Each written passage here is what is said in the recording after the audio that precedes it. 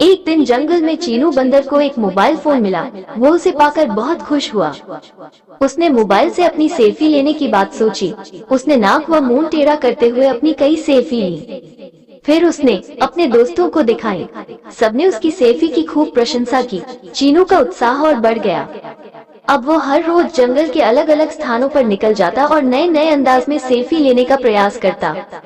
उसके दोस्त उसकी सेल्फी की खूब तारीफ करते, जिससे चीनू खुशी से फूल जाता। चीनू की माँ को उसकी यह नई आदत बिल्कुल भी पसंद न थी। एक दिन जब वो जंगल से घर लौटा तो उसकी माँ ने कहा, देखो चीनू, तुम्हारा ये रोज रोज जंगल के खतरनाक जगहों पर जाकर सेल्फी लेना ठीक नहीं है। कभी कोई चूक हो गई तो? अरे नहीं माँ, मैं कोई बच्चा थोड़े न हूँ, अब मैं बड़ा हो गया हूँ। चीनू ने अपनी माँ की बात काटकर कहा, मुझे अपनी रक्षा करना अच्छी तरह आता है। चीनू पर माँ की बात का जरा भी असर न पड़ा। उसने माँ की बात एक कान से सुनकर दूसरे कान से निकाल दी। चीनू के ऊपर सेल्फी का भूत सवार हो गया था। उस पर दोस्तों की मिल रही वाहवाही आग में घी का काम कर रही थी। हर रोज एक से बढ़कर एक सेल्फी लेना अब उसका शौक बन गया था। वो कभी किसी पेड़ पर चढ़कर तो कभी जंगल के किसी पहाड़ या नदी के पास जाकर सेल्फी लेता रहता था।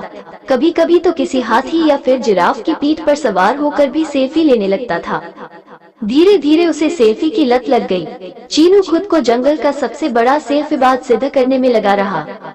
एक दिन चीनू ने जंगल के सबसे बड़े पेड़ की सबसे ऊंची डाल पर चढ़कर सेल्फी लेने का प्लान किया।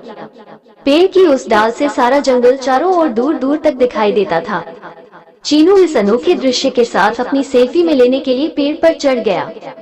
पेड़ की सबसे ऊंची डाल पर पहुंचकर चीनू ने अपने आगे के एक पैर से मोबाइल को पकड़ा और दूसरे से पेड़ की डाल पकड़ी। उसके बाद डाल से हवा में लटकते हुए उसने सेल्फी लेनी शुरू की। वो अलग अलग पोज में सेल्फी लेने में खोया हुआ था कि चर चर की आवाज आई, पर चीनू का ध्यान आवाज की ओर नहीं गया। वो सेल्फी लेने में पूरी तरह खोया रहा। उसी बीच फिर चर चर की एक जोर की आवाज आई और जिस डाल को पकड़कर चीनू सेल्फी ले रहा था वो पेड़ से टूट गई। चीनू पेड़ की डाल पकड़े हुए अन्य डालों से टकराता हुआ ऊपर से नीचे धम्म से जमीन पर आ गिरा। जमीन पर गिरते ही वो जोर से चीखा, आह, मर गया। उसकी चीख सुनकर आसपास के जानवर दौड़कर उसके पास आए। सबने देखा चीनू जमीन पर पड़ा दर्द से कराह रहा है। वे उसे उठाकर तुरंत जंगल के डॉक्टर भालूराम के पास ले गए। भालूराम ने चीनू का निरीक्षण कर बताया कि उसे गहरी चोट लगी है और उसके आगे व पीछे के पैरों में फ्रैक्चर हो गया है। उसे अब काफी समय तक आराम करना पड़ेगा। इसी बीच चीनू की माँ भी चिंपांजी से खबर पाकर वहाँ आ गई थी। वो डॉक्टर भालूराम की बात सुनकर फूट फूट कर रो पड़ी। बोली, मैंने कितनी बार चीनू को समझाया था कि सेल्फी के चक्कर में मत पड़ो, लेकिन उसने मेरी एक भी बात न मानी और अपनी मनमानी करता रहा। आज सेल्फी की लत ने उसकी ऐसी दुर्दशा कर दी।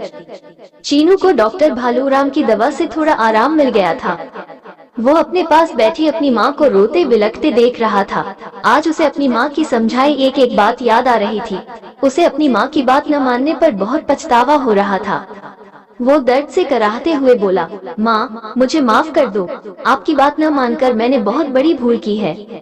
अब मैं आपको यह वचन देता हूँ कि मोबाइल को कभी भी हाथ नहीं लगाऊंगा और न ही उससे कभी सेल्फी लूंगा। मैं अपनी यह सेल्फी की लत को भी हमेशा के लिए छोड़ दूंगा।